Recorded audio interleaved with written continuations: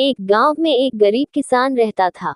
वहां पर 2-3 साल से बारिश नहीं हुई थी, जिस वजह से वहां की सारी जमीन सूख चुकी थी।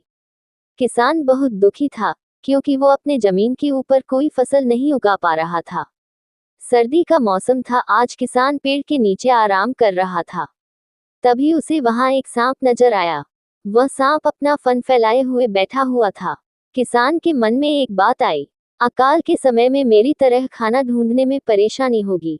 फिर गरीब किसान ने मन ही मन ये तय किया कि वो हर रोज सांप को एक कटोरी दूध पिलाएगा।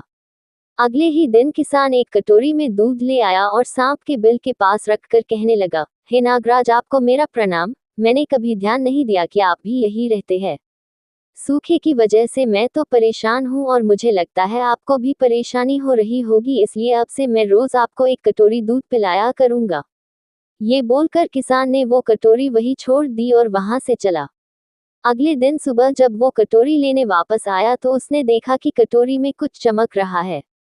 किसान ने कटोरी को उठाकर देखा तो उसके अंदर एक सोने का सिक्का था। फिर किसान हर रोज सांप को एक कटोरी दूध पिलाता और अगले दिन सुबह हर रोज उसे एक सोने का सिक्का मिलता। एक दिन किसान को किसी काम से शहर जाना था और उसने अपने बेटे को ये जिम्मेदारी सौंपी। उसने अपने बेटे को कहा, बेटा ध्यान से एक कटोरी दूध सांप के बिल के पास रख देना।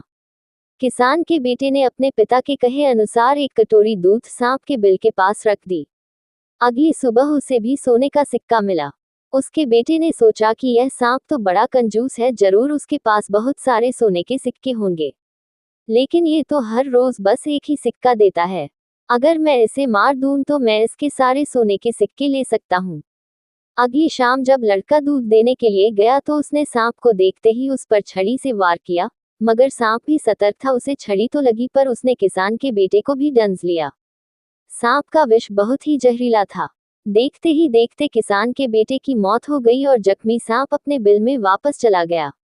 जब किसान वापस लौटकर आया तो उसे अपने बेटे की मृत्यु के बारे में पता चला।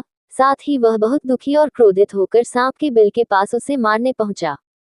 तभी उसने सांप को देखा कि सांप को भी काफी चोट आई है। उसे देखते ही वह समझ गया कि उसके बेटे ने सांप पर हमला किया होगा। वो समझ गया कि परिस्थिति ही कुछ ऐसी हो गई होगी कि सांप ने उसके बेटे को डसा होगा। उसने हाथ जोड़कर सांप से माफी मांगी और सांप से अपने बेटे को वापस लाने के लिए कहा। थोड़ी देर बाद सांप अपने बिल में जाकर बाहर आया और उसने किसान को एक जड़ी बूटी दी। गरीब किसान जड़ी बूटी लेकर अपने मरे हुए बेटे के पास गया। उसने उसके नाक के पास वो जड़ी बूटी रखी। थोड़ी देर बाद उसका बेटा खांसता हुआ उठ खड़ा हुआ। जिंदा होने के बाद किसान के बेटे को उसकी गलती का एहसास हुआ। वो अपने पिता के साथ सांप के बिल के पास गया और उससे हाथ जोड़कर माफी मांगी और बोला, हे नागराज, मुझे क्षमा कर दीजिए। अब मैं किसी भी पशु, पक्षी या जानवर पर हमला नहीं करूंगा। मुझे क्षमा दान